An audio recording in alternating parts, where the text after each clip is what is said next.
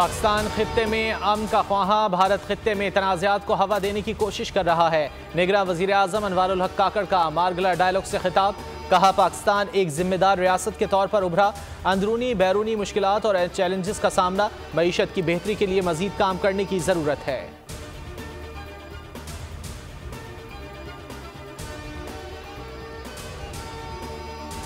भारत में अक़लियतों का मुसलसल इस्तेहसाल, वज़ीर आज़म अनवारुल हक काकड़ ने डोजियर लॉन्च कर दिया।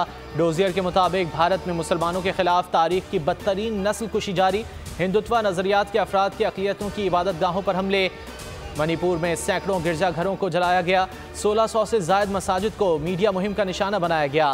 मकबूजा कश्मीर में 24,496 मजहबी मकामात को सरकारी तहवील में लिया गया।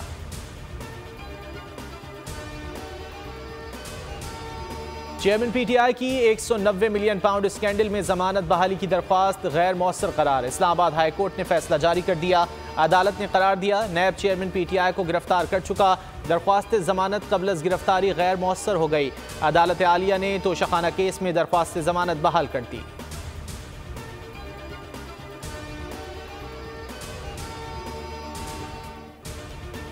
महंगाई से पाकिस्तान बना रहे थे, 20-20 साल मुकम्मल ना होने वाले मंसूबे महीनों में मुकम्मल किए।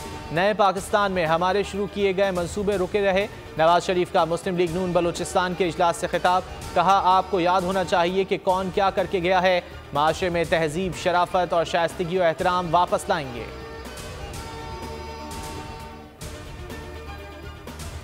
इल्ज़ाम तराशी और रोने धोने से कुछ नहीं होगा, 16 माह की मखलूत हुकूमत में गलतियां भी हुईं, सियासत को नुकसान पहुंचा मगर मुल्क को दिवालिया होने से बचाया। शहबाज शरीफ की मीडिया से गुफ्तगू, कहा पीटीआई दौर में तबाही और बर्बादी हुई, यकीन है तमाम सियासी लोग माजी से सबक हासिल करेंगे।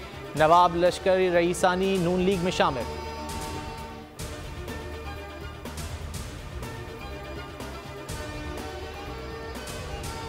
पाकिस्तान और IMF के इक्तिसादी जायजा मुज़ाकरात का अहम मरहला, मालियाती इदारे के मिशन और माशी टीम में बातचीत मुकम्मल।